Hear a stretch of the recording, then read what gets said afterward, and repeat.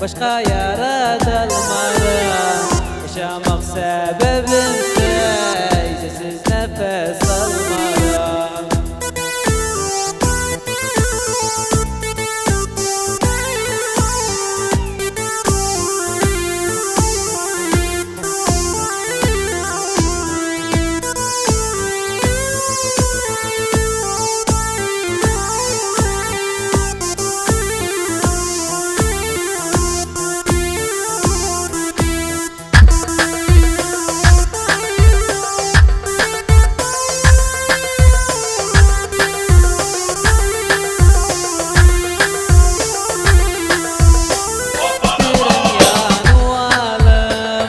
Bez gevlide kalım, yer varıram Allah'a, sen olası halalım.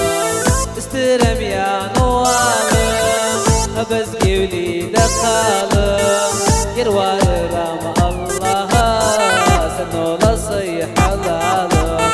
Gittim sana söz vermem, başka yaradılmayam.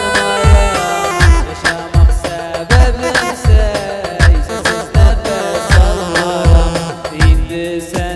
söz verem, başka yaradılmaram.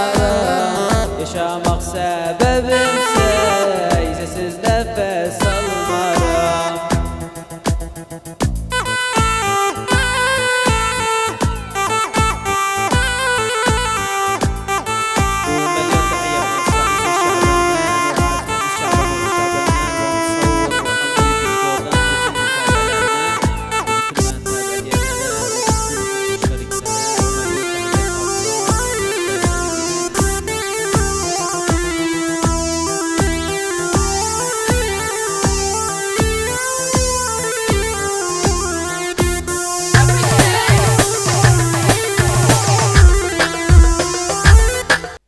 Sağ olun, var olun, ərizə sağlıq.